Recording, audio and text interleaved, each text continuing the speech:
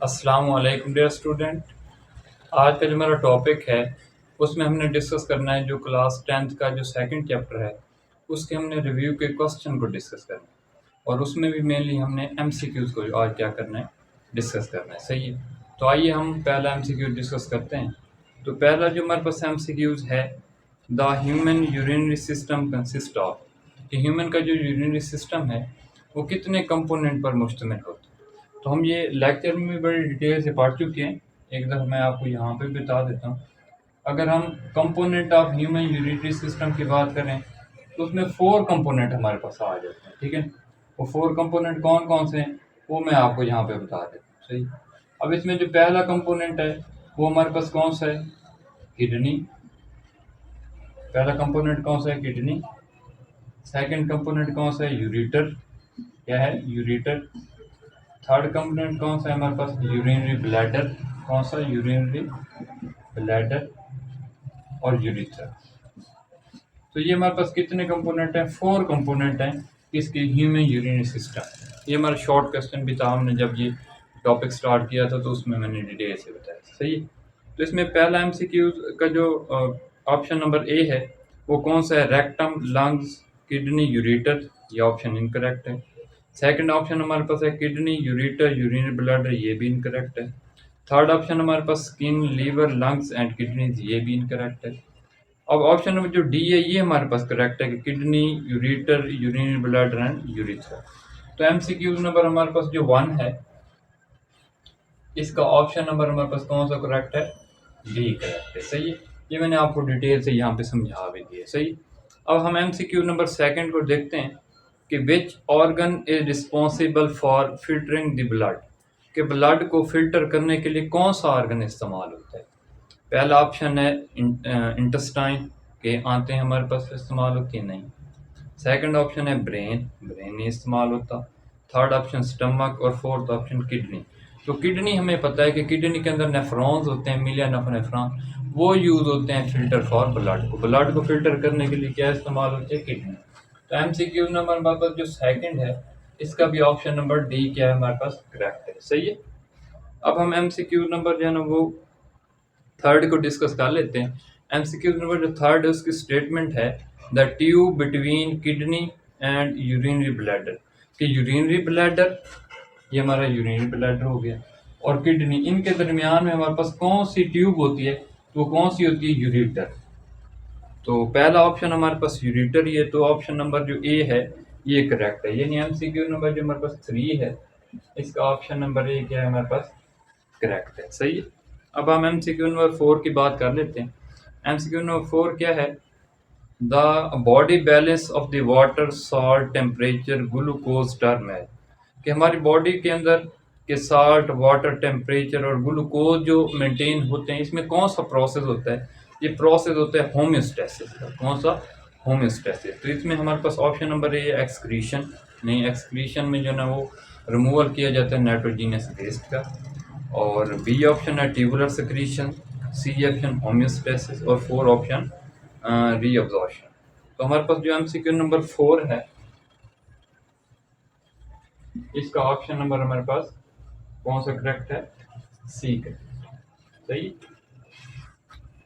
अब हम देख लेते हैं एमसीक्यू नंबर 5 को। एमसीक्यू नंबर 5 है which is the correct order for the path taken by urine after it leave the kidney, कि हमारे पास जब किडनी के अंदर यूरिन बन जाता है तो वहाँ से जब बाहर आता है किडनी से तो वो कौन सा पाथवे हमारे पास इस्तेमाल करता है। तो सेम यही डायग्राम इस्तेमाल होने की, किडनी के अंदर क्या होते हैं, नेफ्रॉन, यहाँ पे हमारे पास यूरिन बना तो आगे आ जाती है हमारे पास यूरेटर। यूरेटर क्या क्या यूरिनरी ब्लैडर, यूरिनरी ब्लैडर के अंदर ओपनिंग जहाँ से यूरिन बॉडी से बाहर निकलता है, यूरेथ्रा। तो ये हमारे पास पाथवे है कि जब यूरिन जो है हमारे पास किडनी से लीव करता है। तो यहाँ पे हम ऑप्शन नंबर ए देख लेते हैं। ऑप्शन नंबर ए है यूरेथ्रा, यूरिनरी ब्लैडर और यूरेटर, ये इनकरेक्ट है। ब्लैडर, यूरेटर, यूरेथ्रा ये भी इनकरेक्ट है। Ureter, bladder and urethra, option number C correct है। सही, तो एमसीक्यू नंबर हमारे पास जो 5 है, एमसीक्यू नंबर 5 है, इसका ऑप्शन नंबर कौन सा करेक्ट है हमारे पास, सी करेक्ट है। सही, अब हम एमसीक्यू नंबर 6 की बात कर लेते हैं। What is the function of ureter, कि यूरेटर का क्या फंक्शन है। सेम यही डायग्राम हमारे पास इस्तेमाल होगी। ये जो यूरेटर हमारे पास ट्यूब है, इसका क्या काम है? इसका काम ये है, ये किडनी से यूरिन ला के यूरिनरी ब्लैडर के अंदर क्या कर देती है, हमारे पास यहाँ पे डाल देती है। सही है, तो ये इसका काम है। तो ऑप्शन नंबर ए है to store urine, incorrect. To carry urine from kidney to bladder, ये वाला ऑप्शन जो है हमारे पास करेक्ट है। तो एमसीक्यू नंबर जो 6 है, एमसीक्यू नंबर 6 का ऑप्शन नंबर हमारे पास जो बी है वो क्या है, करेक्ट है। सही है। अब हम एमसीक्यू नंबर 7 को देख लेते हैं। एमसीक्यू 7 कौन सा है? What waste product are excreted by kidney, कि जो किडनी है वो कौन सा वेस्ट प्रोडक्ट जो है ना हमारे पास एक्सक्रीट करती है, यानी हमारे पास वेस्ट निकालती है। तो पहला ऑप्शन है यूरिया, सॉल्ट और वाटर।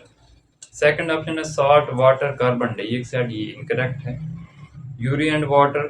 और डी ऑप्शन है यूरिया एंड सॉल्ट। तो ऑप्शन नंबर हमारे पास ए क्या है, करेक्ट है, यानी यूरिया भी होती है, वाटर भी होते हैं, सॉल्ट, ये सारे न होते हैं। तो हमारे पास जो एमसीक्यू नंबर 7 है, इसका ऑप्शन नंबर ए क्या है, हमारे पास करेक्ट है। सही है। अब हम एमसीक्यू नंबर 8 की बात कर लेते हैं। The two main function of sweat. Sweat, इससे मुराद क्या है कि जो हमारी बॉडी से स्वेटिंग होती है उसका मेन फंक्शन क्या होता है, उसके to main function.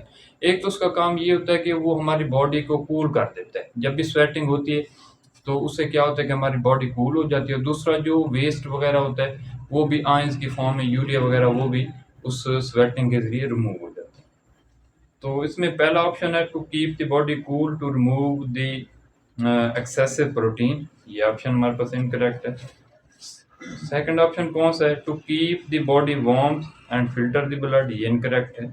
Option number C, to filter the blood to remove the waste product, ये भी इनकरेक्ट है। डी ऑप्शन है कि to remove the waste and cool the body, ये ऑप्शन हमारे पास क्या है, करेक्ट। तो हमारे पास जो एमसीक्यू नंबर 8 है, इसका ऑप्शन नंबर डी क्या है, हमारे पास करेक्ट है। सही। अब हम एमसीक्यू 9 की बात कर लेते हैं कि which would not present in the filtrate inter in the Bowman capsule, कि जब बोमैन कैप्सूल में हमारे पास फिल्ट्रेट निकलता है, आपको पता है कि बोमैन कैप्सूल के अंदर ना ग्लोमेरुलस कैपिलरीज होती है। वहाँ पे जब प्रेशर हाई होता है तो वहाँ पे जो है ना वेस्ट बाहर आता है वहाँ से। तो वहाँ पे हमारे पास ये पूछ रहा है कि जो फिल्ट्रेट बाहर निकलता है, जिसको हम ग्लोमेरुलस फिल्ट्रेट का नाम देते हैं, तो इनमें से कौन सा ऑप्शन है जो ना, कौन सा कंपोनेंट है जो इनमें प्रेजेंट नहीं होता नीचे वालों में? तो पहला ऑप्शन है वाटर, वाटर होते हैं। तो दो चीज़ें नहीं होती, मैं आपको बता देता हूँ। एक हमारे पास प्रोटीन होती है, प्लाज्मा प्रोटीन, और दूसरे ब्लड सेल्स होते हैं जो उस ग्लोमेरुलस फिल्ट्रेट में नहीं आती। बाकी सारी चीज़ें तकरीबन जो है ना वो बाहर आ जाती। अब ये बाहर क्यों नहीं आती? क्योंकि इनका साइज़ होता है लार्ज, और जो हमारे पास ग्लोमेरुलस कैपिलरीज है उनका साइज़ होता है स्मॉल। तो इसी वजह से वो जो है ना हमारे पास फिल्ट्रेट में बाहर नहीं आता। तो इसमें ऑप्शन नंबर जो सी है वो करेक्ट है। सही, ब्लड सेल्स हमारे पास जो है ना वो फिल्ट्रेट में बाहर नहीं आते। एमसीक्यू नंबर 9 का ऑप्शन नंबर सी करेक्ट है। सही।